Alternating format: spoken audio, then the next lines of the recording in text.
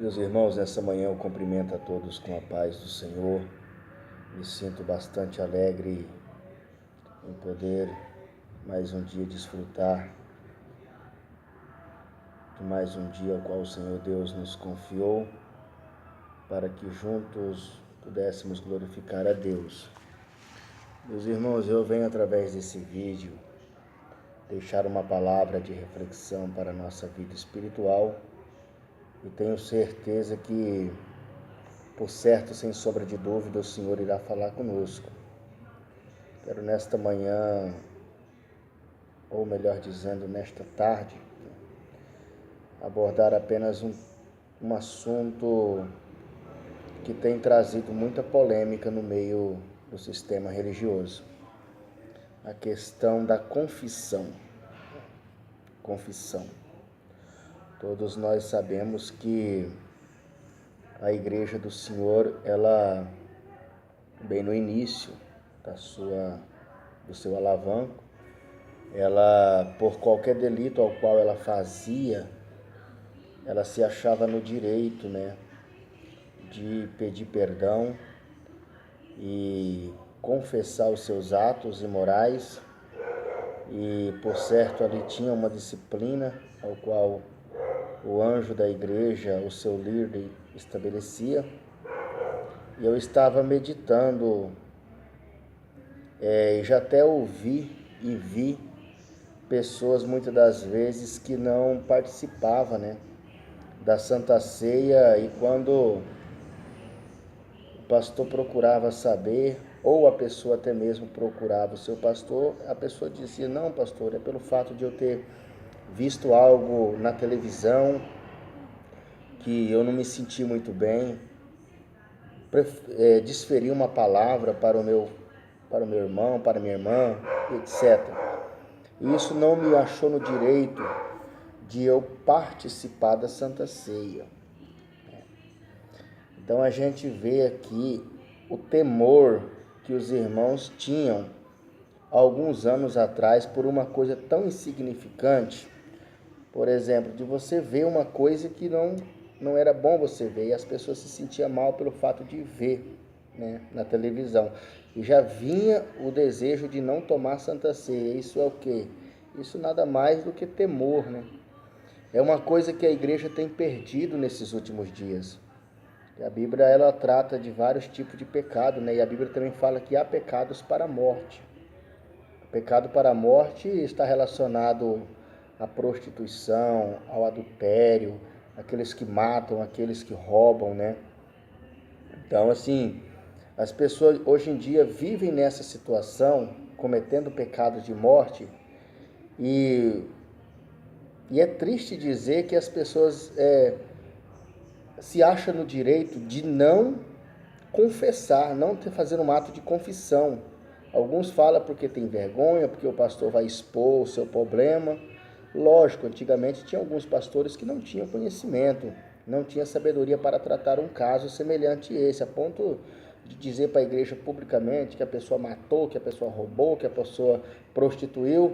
Mas hoje os nossos pastores, lógico, eles vão dizer diante da igreja sim, mas de uma forma, ou o irmão pecou, e o irmão cometeu um pecado de morte, ou seja, é um pecado de morte.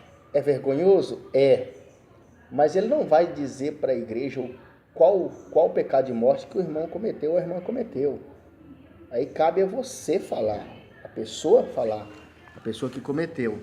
Mas, todavia, o caso deve ser tratado.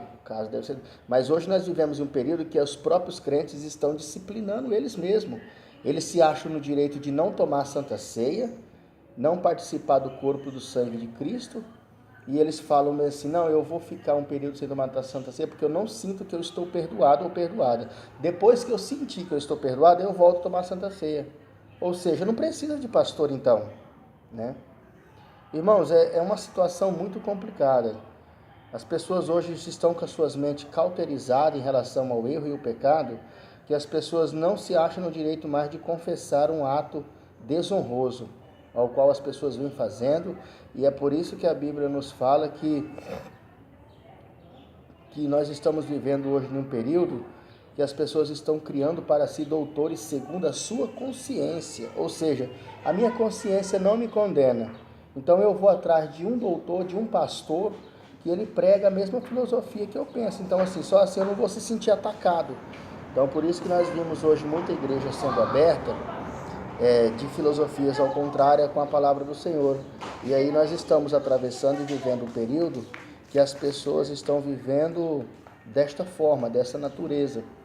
E não há manifestação de Deus, não há milagres, não há maravilhas, né? Deus tem dificuldade de operar no meio de um santuário, onde as pessoas são conhecedoras da verdade, são conhecedoras da palavra, porém não colocam em prática. Eu já vi Deus operar em cruzadas, Deus operar na rua, na vida de pessoas que nós olhamos para ela, nós desmerecemos ela pela maneira dela se trajar, de vestir, de falar, né? Mas ali até então a Bíblia fala que Deus não leva em conta o tempo da ignorância. Pelo fato da pessoa estar ali naquela cruzada, aquela pessoa está querendo ser liberta. Mas ao contrário de crente dentro da igreja com pecado escondido, não se acha no direito de confessar. Irmão, tem que confessar. Aí as pessoas falam, mas Davi cometeu um pecado e não falou para ninguém. Não falou para ninguém, mas a Bíblia diz que Deus revelou para o profeta Natan, né? Natan chegou até Davi, contou uma parábola, e Davi falou, realmente eu sou esse homem. Então assim, o que está faltando nas nossas igrejas hoje, irmão, são profetas como Natan, né? Enquanto a pessoa não confessar, enquanto Deus não levantar um profeta igual Natan, nós não vamos ter liberdade dentro do santuário. Deus não vai ter liberdade para operar, Deus não vai ter liberdade para salvar, batizar com o Espírito Santo, para curar. Sabe por quê? Porque a casa está suja, né? A casa está suja. Então assim, nós sempre queremos colocar um pano nos nossos erros. Isso é nosso.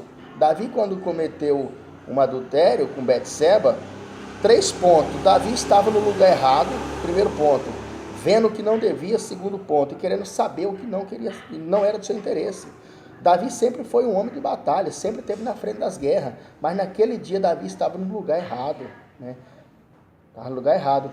E vendo o que não devia e querendo saber o que não era do seu interesse. Ou seja, o crente, quando devia estar na batalha, na peleja, está no lugar errado. E quando nós estamos no lugar errado, automaticamente nós vamos começar a ver o que não presta, querer saber o que não é do nosso interesse, até chegar nas condições de Davi, né? E Davi, para tentar colocar um pano em cima, ele bolou toda a história. Não, traz Urias da batalha, Urias vai dormir com a sua mulher, e assim, só assim a criança, vão todo mundo saber que a criança é dele. Só que Urias estava preocupado com a batalha. Urias não tinha tempo para dormir, Urias não tinha tempo para passar a noite ali com a sua mulher, porque o seu coração estava voltado na guerra, né? E Davi agora bola toda a história, pega uma sentença assinada por ele mesmo, coloca na mão de Urias, leva para Joabe. Joabe olha aquela cena, coloca Urias no campo de batalha, na frente da batalha, e matam Urias. Louvado seja o nome do Senhor. Então Davi bola toda a história achando que ia sobressair. Irmão, Davi não sobressaiu não. Deus revelou para o profeta Natan. E outra coisa, esse negócio de pecado escondido, irmão, tem que ser confessado, né? A Bíblia, ela nos mostra grandes pecados de grandes homens, ou seja, as pessoas não confessaram, mas está registrado na Bíblia, para o mundo todo saber e tirar exemplo, né?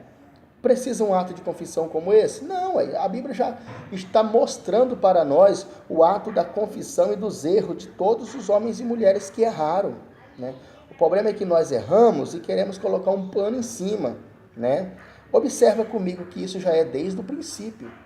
Quando a Bíblia diz que Adão e Eva pecaram, a Bíblia diz que eles pegaram e colocaram folha de figueira, para tampar a sua nudez. Observa comigo, eles fizeram o erro, eles mesmos queriam consertar o erro deles usando as suas próprias estratégias, mas a Bíblia diz que lá na frente, quando Deus desceu no jardim e tomou satisfação com os 3 e liberou a sentença para os 3, a Bíblia disse que Deus pegou um novilho e arrancou da pele dele para tampar a nudez de Adão e de Eva. Ou seja, as coisas não é do nosso jeito, irmão. Não adianta nós querer colocar a mão, querer dar um jeitinho. As coisas têm que ser do jeito de Deus. E aquele novilho nada mais representa do que Cristo. É só Jesus que pode tampar as nossas nudez, é só Jesus que pode nos perdoar, é só Jesus que nos pode dar graça. Então, Deus ali imola o novilho, mata o novilho, tira da pele do novilho, e o próprio Deus coloca as vestimentas no homem. Glória seja Jesus. Então, meus irmãos, não adianta. O apóstolo Paulo escreveu nas cartas a Timóteo dizendo que o pecado de alguns são manifesto na hora, mas outros pecados são manifestos com a tempo. Então não adianta, uma hora ou outra a casa vai cair. O salmista diz que aquele que permanece de engano na casa do Senhor não permanecerá. Há pecados que são manifestos na hora, mas são pecados que são manifestos depois. Ou seja, cedo ou mais tarde, a casa vai cair. A casa vai cair e Deus precisa, ser glorificado através da sua vida, quando você estiver realmente enxertado na oliveira verdadeira. Que Deus abençoe a sua vida. Reflita, passe esse vídeo para frente, por certo vai ajudar pessoas que estão com pecado há mais de 10 anos enterrado dentro da igreja, impedindo de ela mesma ir para o céu. Eu tive um pastor que eu aprendi muito com ele, ele dizia para mim que ele não entendia até então aquela passagem que Jesus disse: muitos permeiam entrar pela porta estreita, mas não entrarão por ela. E aí o Espírito Santo de Deus revelou a ele dizendo: as pessoas até querem entrar no céu, as pessoas até querem ter uma vida santa, indo pela porta estreita. Não é à toa que as igrejas estão lotadas, mas ele disse: mas não vão entrar. E ele dizia: por que, Senhor? E o Senhor disse: porque eles estão carregando consigo, dentro de uma bagagem, pecados. Eles até conseguem entrar pela porta, mas os delitos que eles carregam na vida impedirão de eles entrar pela porta estreita. Que Deus abençoe a sua vida, em nome do Senhor Jesus.